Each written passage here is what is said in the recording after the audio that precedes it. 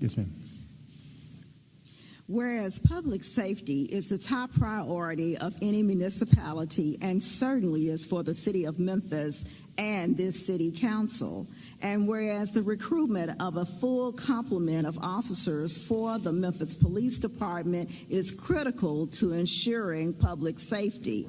And whereas it is prudent in all decisions to move forward deliberately with full information and intentionality.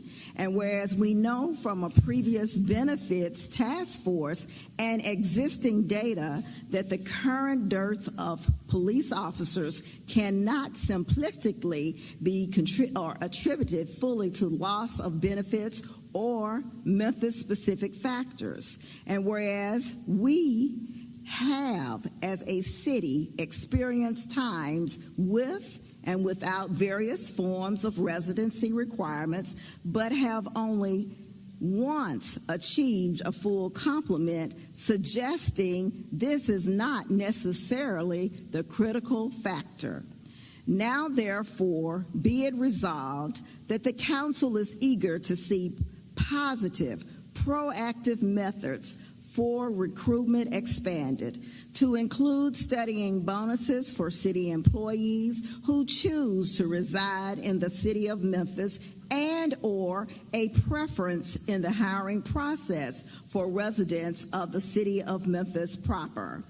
Be it further resolved that the council urges the Chief Human Resources Officer to do all in her power to strengthen the recruiting program for public safety employees. Be it further resolved that a subcommittee be created to study both the feasibility of various residency requirement schemes, such study to include the financial impact of such schemes, and holistically the current public safety recruitment practices of the city of Memphis.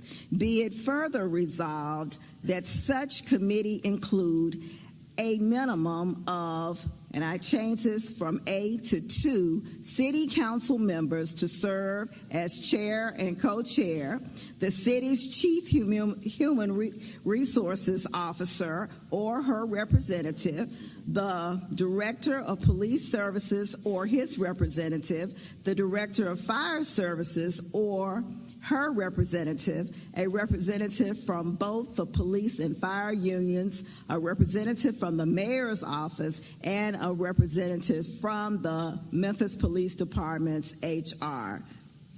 Thank you. I so move. Okay, it's been moved by Councilman Robinson, the second by Councilman Jones. Councilman Ford. Well, before I go, did Mr. Brown want to speak? I know he was first in the queue. Did you want to speak on this item now, Mr. Brown? Because I'll hold off. I think you were waiting for the suspension of the rules to be finished. I was just going to make a comment. And then... Okay, Mr. Brown. I'll make a comment. It's in reference to this.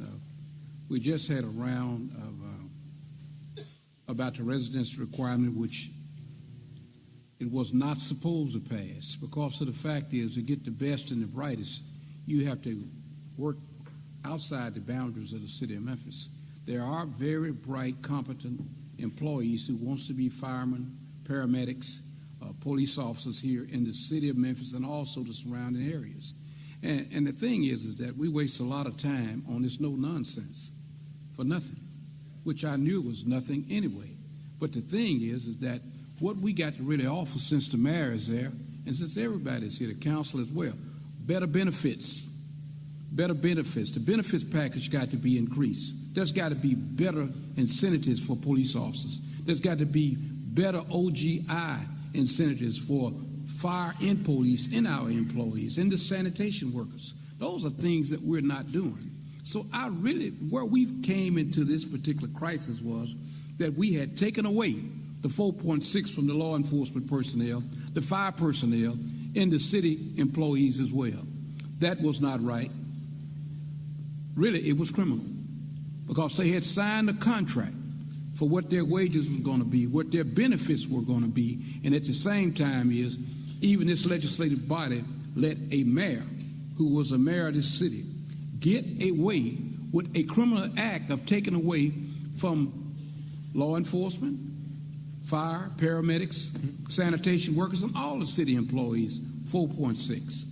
The thing is, I mean, we can come with a mini resolution, but the thing is just do the right thing. How do you do the right thing? You give back what was taken, and then you increase some of the incentives that we were given. We got to do better than what we're doing. You can't compete in the NBA if you don't have the best of the best of the best players. That's the way you do it. You have to pay. So we need to pay. A police officer's job is worth, basically, for even a junior person coming in, they should come in at $85,000 or $75,000, and we should cap out after 5 years. It should be $125,000 a year. It's a very dangerous job. We're living in different times, so you got to offer something to be a fire, police, sanitation worker, whatsoever. Every one of those jobs are hazardous. So that's something we need to do. We can put all the resolutions we want on the table with all respect to my colleagues. But at the same time, we got to do the right thing.